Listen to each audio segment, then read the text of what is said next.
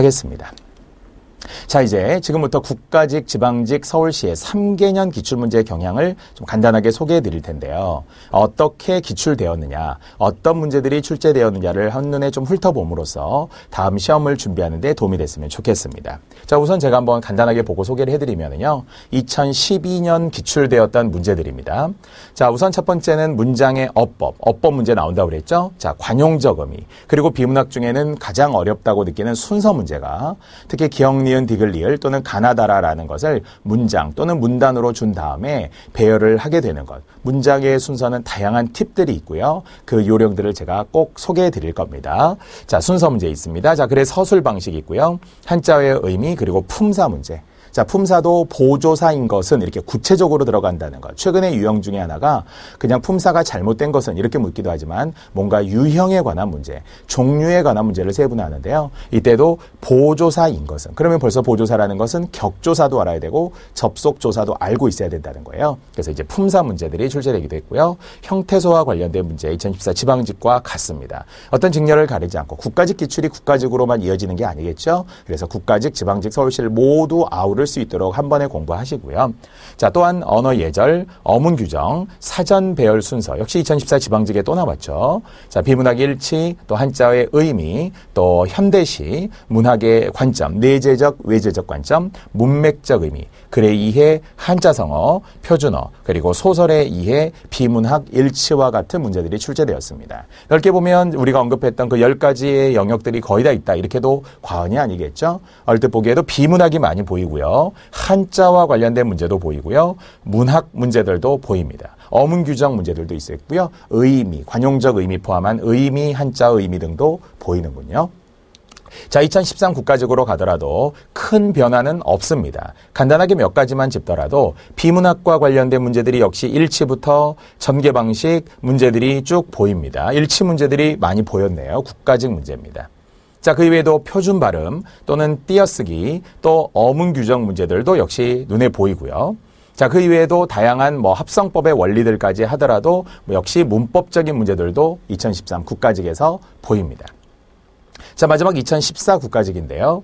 2014에서도 역시 가장 먼저 비문학 문제 한번 볼까요? 비문학과 관련된 설명 방식, 그리고 순서, 또 일치, 다시 일치, 서술 방식, 일치 문제들. 그러니까 일치 문제는 긴 지문이 나올 수도 있고 짧은 지문이 나올 수도 있기 때문에 얼마나 효율적으로 푸느냐, 얼마나 빨리 해결하느냐. 특히 공무원 시험은 일치 문제가 일치하지 않는 것은 이라는 문제로 나오죠. 즉 그렇다면 부정형 문제는 답이 3, 4번에 많이 몰려있다는 걸 생각을 하시고 보편적이고 타당한 건 넘어가고 얼마나 빨리 지우느냐 하는 게 실력이란 말이에요. 소거법이라고 하는데요. 얼마나 빨리 지우고 최소한 한두 개를 남긴 다음에 그 2개 안에서 판단을 하는 것, 그게 정답률을 높일 수 있는, 그리고 효율적으로 풀 수 있는 비결이 되겠죠. 자, 그 외에 비문학과 더불어 이제 역시 띄어쓰기, 또 로마자 표기법, 그 이외에도 역시 어문 규정들과 관련된 문제들이 출제되었고요. 또 다양한 문법 문제들이 보이죠. 문법 중에는 물론 어법도 있습니다만은 접두사 또는 품사, 용언의 종류까지 해서 학생들이 국가직, 2014 국가직은 크게 어렵지 않았지만 유일하게 어려운 게 문법이었어요. 문법. 품사와 용언의 종류 쪽에서 학생들이 어려워하기도 했었던 걸 기억해 주시고요.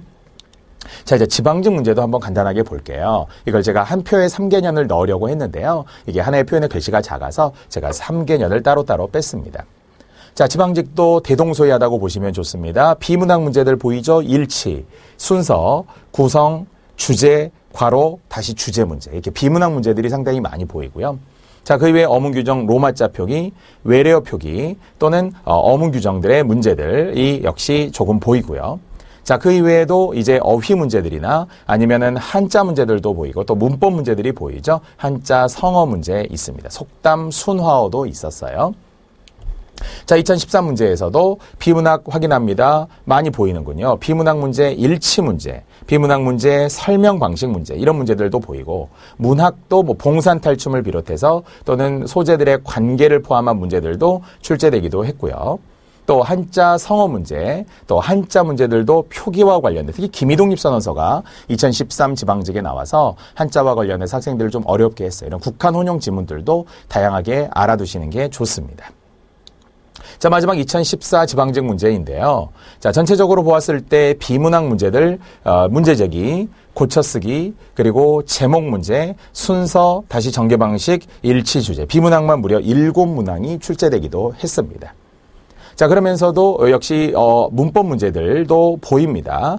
사전 배열 순서는 이제 한글 맞춤법의 영역들이지만 다양한 문제, 특히 품사 문제, 명사가 아닌 것, 이것도 상당히 어려웠어요. 비문학 중에서 우리 지방직에서는 이 품사 관련 문제, 그리고 형태소의 개수에서 정말 정답자가 거의 없을 정도로 정말 맞아도 약간 우연히 좀 요행으로 맞았던 분들도 있을 거예요. 물론 실력으로 맞으신 분도 있겠지만, 그래서 이런 문법적인 것들을 조금 더 꼼꼼하게 해야 시험이라는 거예요. 아는 것과 시험은 다르니까요. 아는 것은 지식의 양을 늘리는 총량의 문제지만, 그러나 시험은 다르죠. 얼마나 잘 적용하느냐, 얼마나 요령껏 접근을 하느냐, 그리고 시행착오를 빨리 겪어보았느냐예요.